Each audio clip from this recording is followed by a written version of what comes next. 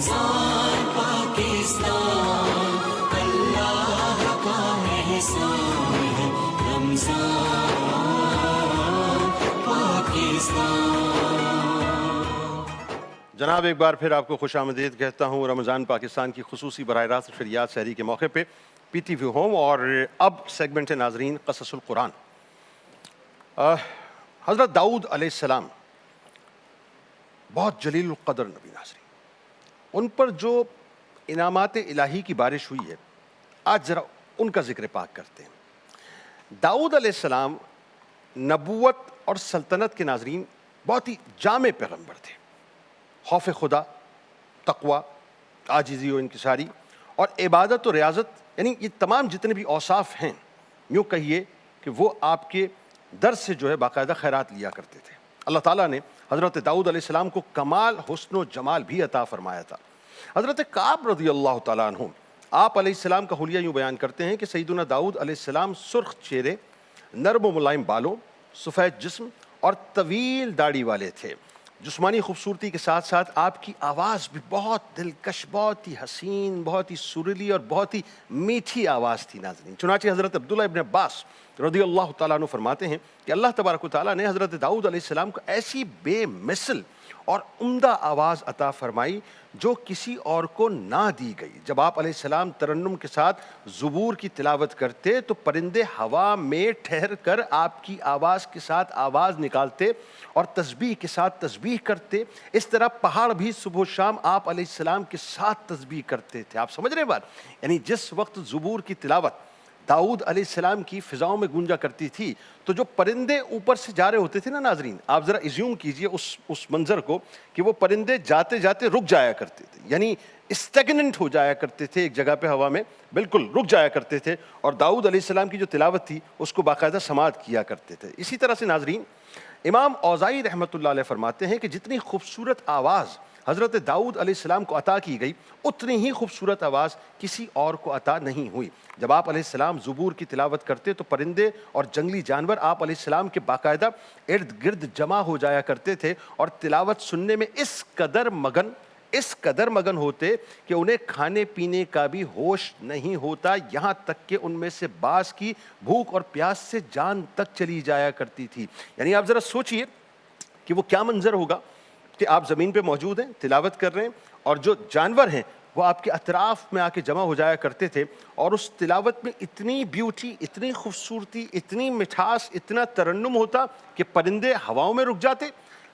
جانور زمین پہ رک جاتے، یہاں تک کہ ان کو اپنی بھوک پیاس کا احساس بھی نہیں ہوتا، اور اس میں سے کچھ جو ہیں وہ اس دنیا سے چلے جایا کرتے تھے۔ ناظرین کرام، یہ جو آواز کی خوبصورتی ہے نا، آپ کے علاوہ یہ خصوصیت مطلب اور جو ہے کسی کو ظاہر نصیب نہیں ہوئی، اور جتنی خوبصورتی سے آپ زبور کی تلاوت کرتے تھے وہ کیا ہی شان تھی آپ کی۔ جیسا کہ حضور نبی کریم صلی اللہ علیہ وآلہ وسلم نے فرمایا کہ حضرت داؤد علیہ السلام پر قرات آسان کر دی گئی تھی۔ آپ علیہ السلام گھوڑے پر کاٹھی ڈالنے کا حکم دیتے اور گھوڑا تیار ہونے سے پہلے مکمل زبور پڑھ لیا کرتے تھے۔ یہاں پہ ایک بات ناظرین میں رک کے آپ کو سمجھانا چاہتا ہوں، سرکار نے کیا فرمایا؟ زبور کی تلاوت آپ پر آسان کر دی گئی تھی۔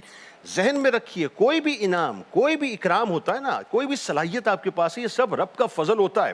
رب سے اس کا فضل مانگا کریں، جب اس کا فضل ہو جاتا ہے نا تو مشکل ترین چیزیں انسان پہ اللہ تبارک و تعالیٰ اتنی آسان کر دیتا ہے کہ دیکھنے والا انگشت بدندہ ہوتا ہے کہ کیسے ہو گیا اور کیسے کر لیا، لیکن کرنے والا کر کے چلا جاتا ہے اور لوگ سبحان اللہ کہتے رہتے ہیں۔ یہ صرف اللہ کی عطا ہے، اس میں بندے کا کوئی عمل دخل نہیں ہوتا۔ ناظرین ذہن میں رکھیے کہ اس حوالے سے اللہ تعالیٰ نے قرآن پاک کی سورہ بنی اسرائیل میں یوں ارشاد فرمایا، اور ہم نے داؤد کو زبور عطا فرمائی۔ اس مقدس کتاب میں ناظرین 150 صورتیں تھیں، سب میں دعا، اللہ کی ثنا اور اس کی تمہید و تمجید کا بیان تھا۔ نہ اس میں حلال و حرام کا کوئی بیان تھا، نہ فرائض کا، نہ حدود و احکام کا۔ اس کتاب کا کچھ مضمون ناظرین قرآن پاک میں کچھ اس انداز سے بیان ہوا، چنانچہ فرمان باری تعالیٰ ہے، اور بے شک ہم نے نصیحت کے بعد زبور میں لکھ دیا کہ اس زمین کے وارث میرے نیک بندے ہوں گے۔ قرآن پاک میں بھی ناظرین حضرت داؤد علیہ السلام کی عبادت کے انداز کو کچھ یوں بیان کیا گیا ہے، اور ہماری نعمتوں والے بندے داؤد کو یاد کرو، بے شک وہ بڑا رجوع کرنے والا ہے۔ اللہ تعالیٰ نے اپنے پیارے نبی حضرت داؤد علیہ السلام پر بہت سارے ناظرین انعامات کیے، ان میں سے 13 انعامات جو ہیں ان کا تذکرہ کچھ اس انداز سے آتا ہے۔ پہلے تو مدر ناظرین بات یہ ہے کہ ان میں سے 1 سے 3 انعامات کچھ اس طرح سے ہیں کہ اللہ تعالیٰ نے آپ علیہ السلام کو حکومت اور حکمت دونوں عطا فرمائے تھے، اور آپ نے جو چاہا آپ کو وہ سکھایا۔ اس بات کو قرآن مجید نے سورہ بقرہ کی آیت نمبر 251 میں یوں بیان کیا ہے، اور اللہ تعالیٰ نے اسے سلطنت اور حکمت عطا فرمائی اور اسے جو چاہا سکھا دیا۔ 4 سے 6 انعامات جو ہیں وہ کچھ یوں ہیں کہ آپ علیہ السلام کو سلطنت مضبوط کرنے کے اسباب اور ذرائع جو تھے وہ باقاعدہ، یعنی آپ کو سپورٹ قدرت کی طرف سے دی گئی، اور حکمت سے نوازا گیا، اور حق و باطل میں فرق کر دینے والا علم عطا فرمایا۔ اس بات کو اللہ تعالیٰ نے قرآن مجید کی سورۃ السواد میں آیت نمبر 20 میں اس انداز سے بیان کیا ہے، اور ہم نے اسے اس کی سلطنت کو مضبوط کیا اور اسے حکمت اور حق و باطل میں فرق کر دینے والا علم عطا فرمایا۔ 7واں انعام یہ ہے کہ اللہ تعالیٰ نے حضرت داؤد علیہ السلام کو اپنا خلیفہ مقرر فرمایا۔ اس بات کو اللہ تعالیٰ نے قرآن مجید کی سورہ سواد کی آیت نمبر 26 میں یوں بیان کیا، اے داؤد علیہ السلام، بے شک ہم نے تجھے زمین میں اپنا نائب کیا۔ اللہ تعالیٰ نے حضرت داؤد علیہ السلام پر 8واں انعام یہ کیا کہ ان کو اور ان کے بیٹے حضرت سلیمان علیہ السلام کو علم کثیر عطا فرمایا۔ اس بات کو اللہ تعالیٰ نے قرآن پاک کی سورہ نمل کی آیت نمبر 15 میں یوں بیان کیا، اور بے شک ہم نے داؤد اور سلیمان کو بڑا علم عطا فرمایا۔ اللہ تعالیٰ نے حضرت داؤد علیہ السلام پر 9واں انعام یہ کیا کہ پہاڑوں کو آپ علیہ السلام کے تابع کر دیا، کہ جب شام اور سورج کے چمکتے وقت حضرت داؤد علیہ السلام تسبیح کرتے تو پہاڑ بھی داؤد علیہ السلام کے ساتھ تسبیح پڑھا کرتے تھے۔ اللہ تعالیٰ نے سورۃ الانبیاء کی آیت نمبر 79 میں یوں ارشاد فرمایا، اور ہم نے پہاڑوں کو داؤد کے لیے مسخر کر دیا کہ ان کے ساتھ تسبیح کرتے تھے، اور جانوروں کو بھی مسخر کر دیا تھا۔ یعنی آپ ذرا امیجن کیجئے، ذرا تصور کیجئے کہ ایک تو جو زمین پر جانور ہیں وہ آپ کے ساتھ تسبیح کر رہے ہیں اللہ کی، آسمان پہ جو پرندے ہیں وہ ہوا میں رک گئے اور رک کے جو تسبیح سن رہے ہیں، تسبیح کر رہے ہیں، اور جو پہاڑ ہیں وہ بھی اس کیف و سرور میں مبتلا ہو جایا کرتے تھے جو آواز اللہ تعالیٰ نے داؤد علیہ السلام کو عطا فرمائی تھی۔ اللہ تعالیٰ نے حضرت داؤد علیہ السلام پر ناظرین 10واں انعام یہ کیا کہ پرندوں کو آپ کے تابع کر دیا تھا، جس کا ذکر اللہ تعالیٰ نے قرآن مجید میں یوں کیا ہے کہ بے شک ہم نے اس کے ساتھ پہاڑوں کو تابع کر دیا کہ وہ شام اور سورج کے چمکتے وقت تسبیح کریں، اور جمع کیے ہوئے پرندے سب اس کے فرما بردار تھے۔ سورہ بنی اسرائیل کی آیت نمبر 44 میں تو کچھ یوں بیان کیا گیا ہے کہ 7 آسمان اور زمین اور جو بھی ان میں ہے وہ سب اسی کی تسبیح کر رہے ہیں، ایسی کوئی چیز نہیں جو اسے پاکیزگی اور تعریف کے ساتھ یاد نہ کرتی ہو۔ ہاں یہ صحیح ہے کہ تم اس کی تسبیح کو سمجھ نہیں سکتے۔ اس کا مطلب کیا ہے کہ ہر شے جو ہے میرے رب کی تسبیح کر رہی ہے۔ اب آپ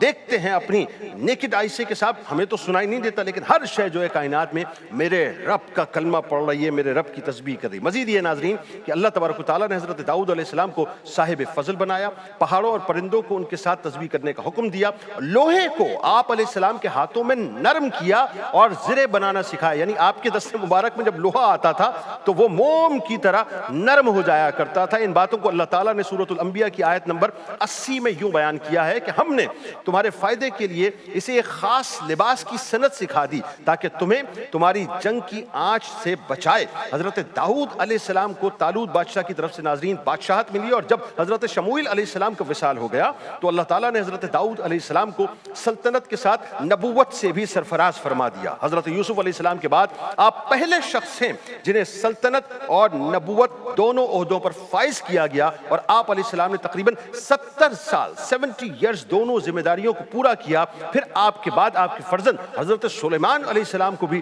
اللہ تعالیٰ نے سلطنت اور نبوت دونوں مرتبوں سے سرفراز کیا۔ اس واقعے کو اللہ تعالیٰ نے سورہ بقرہ کی آیت نمبر 251 میں یوں بیان کیا، اور داؤد نے جالوت کو قتل کر دیا اور اللہ نے اسے سلطنت اور حکمت اور اسے جو چاہا سکھا دیا۔ حکومت ملنے کے بعد ناظرین اللہ تعالیٰ نے حضرت داؤد علیہ السلام کو حکومت کے اصول سورت سواد میں جو ہے وہ کچھ یوں بیان کی ہے کہ اے داؤد، بے شک ہم نے آپ کو زمین میں اپنا نائب بنایا، سو تم لوگوں کے درمیان حق و انصاف کے ساتھ فیصلے یا حکومت کیا کرو اور خواہش کی پیروی نہ کرنا، ورنہ یہ پیروی تمہیں راہ خدا سے بھٹکا دے گی۔ بے شک جو لوگ اللہ کی راہ میں سے بھٹک جاتے ہیں ان کے لیے سخت عذاب ہے، اس وجہ سے کہ وہ یوم حساب کو بھول گئے۔ ناظرین کرام، اس سے معلوم ہوا کہ حکمران وقت جو ہیں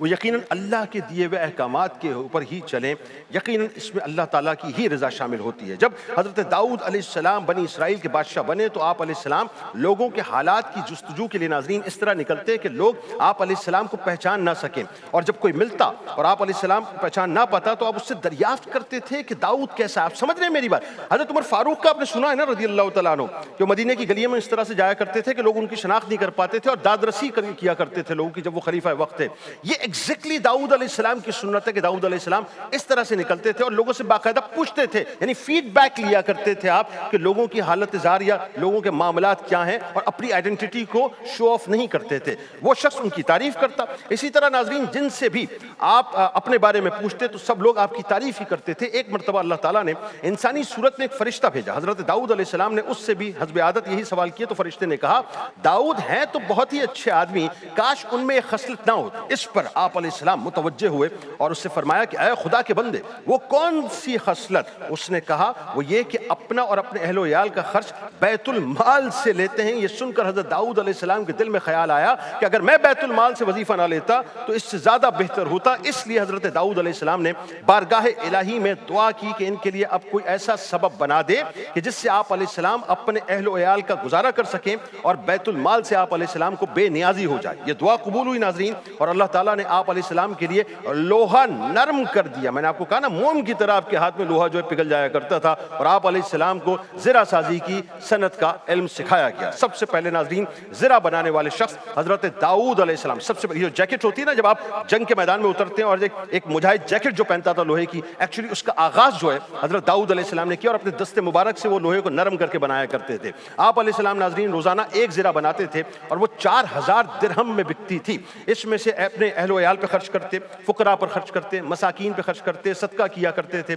اللہ تعالیٰ کی اس کرم نوازی کو قرآن کریم کی سورہ سبا میں یوں بیان کیا گیا ہے، اور ہم نے اس کے لیے لوہا نرم کر دیا کہ کشادہ زرے بناؤ اور بنانے میں اندازے کا لحاظ رکھو اور تم سب نیکی کرو، بے شک میں تمہارے کام دیکھ رہا ہوں۔ حضرت داؤد علیہ السلام نے ناظرین تقریباً 100 سال کی عمر پائی، اور آپ علیہ السلام نے وسیع و عریض سلطنت پر 40 سال تک 40 ایئرز تک حکومت کی۔ حضرت ابو ہریرہ رضی اللہ تعالیٰ عنہ سے روایت ہے کہ رسول کریم صلی اللہ علیہ وآلہ وسلم نے فرمایا کہ عالم بالا میں جب حضرت آدم علیہ السلام کی صلب سے ان کی ذریت کو نکال کر پیش کیا گیا تو انہوں نے خوبصورت چمکتی ہوئی پیشانی والے شخص کو دیکھا، دریافت کیا اے پروردگار یہ کون شخص ہے؟ جواب ملا تمہاری ذریت میں سے بھی بہت بعد میں آنے والی ہستی داؤد علیہ السلام ہے۔ سیدنا آدم علیہ السلام نے عرض کیا ان کی عمر کیا مقرر کی گئی؟ ارشاد ہوا کہ 60 سال۔ سیدنا آدم علیہ السلام نے عرض کیا الہی میں اپنی عمر کے 40 سال اس نوجوان کو بخشتا ہوں۔ مگر جب آدم علیہ السلام کی وفات کا وقت آ پہنچا تو آدم علیہ السلام نے ملک الموت سے کہا